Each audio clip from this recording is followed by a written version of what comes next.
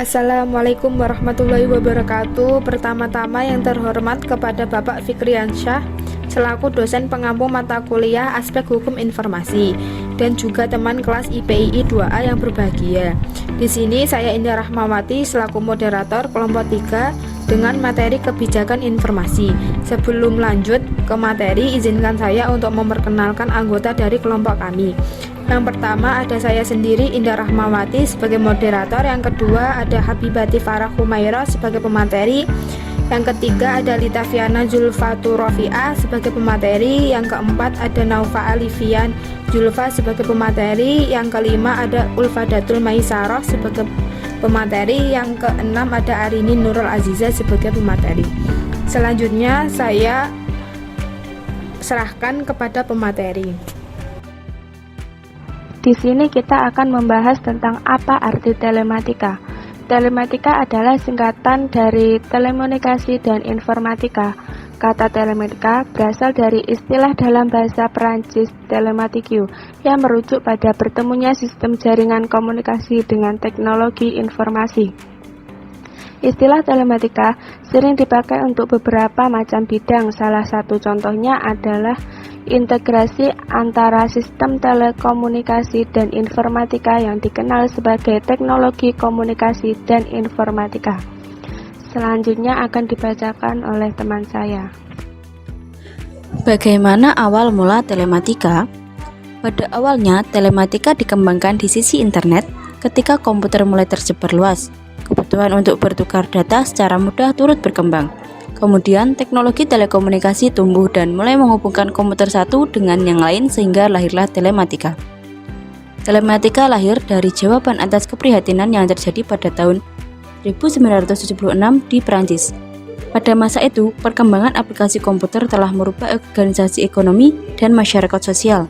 Kemudian, muncul istilah telematika pertama kali pada tahun 1978 oleh Simonora dan Alain Mick dalam bukunya L'informatisation de la société. Di Indonesia, istilah telematika juga pertama kali digunakan pada tahun 1978, tepatnya ketika terjadi perubahan nama Laboratorium Telekomunikasi di Institut Teknologi Bandung. Laboratorium ini sempat berganti-ganti nama, mulai dari Laboratorium Switching, lalu Laboratorium Telekomunikasi hingga Laboratorium Telematika. Saat ini telematika sendiri telah banyak digunakan dan dimanfaatkan, seperti dalam bidang telekomunikasi yang berfungsi pada pertukaran data melalui saluran televisi maupun elektronik. Apa sih pentingnya telematika? Telematika bisa dibilang merupakan konvergensi antara telekomunikasi, media, dan informasi. Telematika sendiri merujuk pada perkembangan teknologi perangkat-perangkat pengolah informasi, di mana perkembangan ini memberikan dampak yang positif bagi kehidupan manusia, seperti kemudahan dalam memperoleh informasi secara cepat, transparansi informasi, kemudahan dalam memperoleh data, dan masih banyak lagi.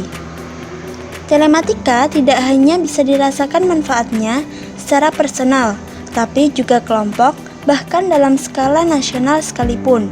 Misalnya, hal ini ditandai dengan maraknya pembangunan bisnis secara maya melalui berbagai e-commerce.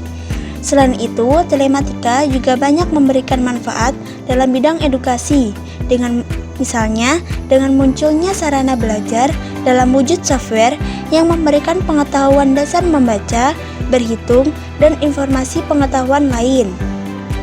Apa itu kebijakan telematika?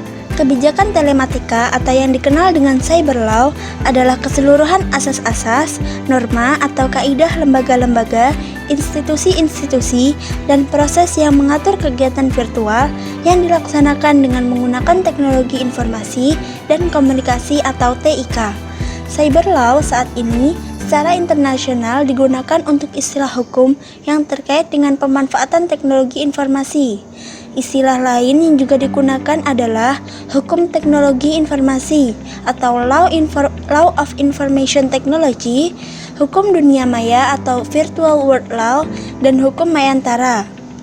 Istilah-istilah tersebut lahir mengingat kegiatan internet dan pemanfaatan teknologi informasi berbasis virtual. Mengapa kebijakan telematika diciptakan? Hukum telematika dilandasi pemikiran bahwa cyber jika diidentikan dengan dunia maya akan cukup menghadapi persoalan terkait pembuktian dan penegakan hukumnya. Meskipun secara nyata kita merasakan semua kemudahan dan manfaatnya. Namun bukan hal yang mustahil dalam penggunaan telematika memunculkan berbagai permasalahan hukum, mengingat para penegak hukum akan menghadapi kesulitan jika harus membuktikan suatu persoalan yang bersifat maya, yaitu sesuatu yang tidak terlihat dan semu. Karena perbuatan hukum ini meskipun memiliki karakter yang virtual, tetapi berakibat sangat nyata. Saat ini, umat manusia tidak dapat melepaskan diri dari unsur cyber law karena penggunaan TIK sendiri yang telah memasuki hampir seluruh segmen kehidupan, dari mulai penggunaan seluler, pemanfaatan internet, penggunaan transaksi perbankan secara elektronik, dan lain-lain. Selanjutnya, apa saja sumber dari kebijakan telematika?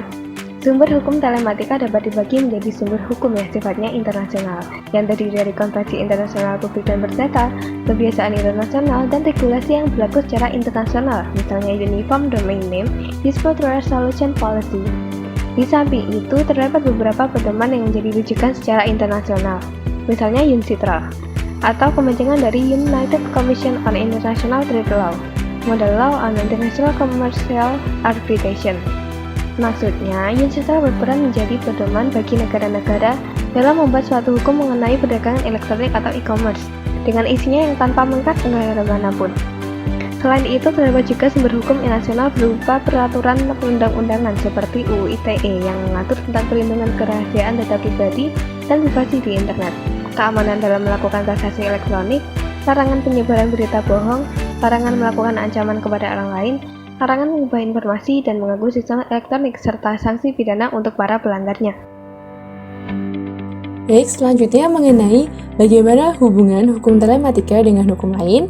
Yang pertama, ada hubungan hukum telematika dengan hukum tata negara. Hubungan hukum telematika dengan hukum tata negara saling berkaitan. Bidang-bidang yang termasuk dalam ketatanegaraan adalah seperti penyelenggaraan pemilihan umum, baik pemilihan presiden, kepala daerah, maupun kegiatan lain seperti rapat penyusunan undang-undang, serta pendokumentasian dan pengaliwujudan data-data dari bentuk dokumen yang bersifat kertas menjadi dokumen elektronik yang memerlukan sarana teknologi informasi. Yang kedua, hubungan hukum telematika dengan hukum administrasi negara. Keduanya berkaitan dalam penyelenggaraan pelayanan hukum yang dapat menghasilkan berbagai bentuk dokumen resmi yang dibutuhkan publik seperti halnya dengan e-KTP, e-government, e-password, dan pengesahan badan hukum. Proses pemberian pengesahan yang dilakukan dengan perkembangan teknologi ini seperti ketika pendaftaran secara online, di mana petugas hanya perlu mengakses melewati situs yang telah disediakan. Yang ketiga, hubungan hukum telematika dengan hukum perikatan. Menurut hukum perdata, perikatan adalah suatu hubungan dalam lapangan harta kekayaan antara dua orang atau lebih, di mana pihaknya satu berhak atas sesuatu dan pihak lain berkewajiban atas sesuatu. Dalam kegiatan bertransaksi, banyak orang yang lebih memilih melakukan transaksi melalui media elektronik karena dirasa lebih efisien dan efektif. Kegiatan ini berhubungan dengan telematika di mana pusat perhatiannya terdapat dalam perjanjian secara elektronik atau electronic contract. Yang terakhir, hubungan hukum telematika dalam hukum perlindungan konsumen. Aktivitas yang berhubungan dengan media elektronik akan menimbulkan akibat hukum bagi pihak lain. Oleh karenanya, hukum telematika erat kaitannya dengan perlindungan konsumen untuk melindungi kepentingan hukum masyarakat. Perlindungan konsumen itu sendiri diatur dalam Undang-Undang Nomor 8 Tahun 1999 tentang Perlindungan Konsumen. Dengan adanya undang-undang yang telah mengatur dalam transaksi elektronik ini dapat mengakomodir tentang bagaimana cara bertransaksi melalui media elektronik. Hal ini menyangkut mengenai pembuktian informasi, dokumen, dan tanda tangan elektronik yang hasil cetaknya dapat dijadikan sebagai bahan alat bukti yang sah. Baik, sekian terima kasih atas penyampaian materi dari kelompok kami. Kurang lebihnya mohon maaf. Terima kasih.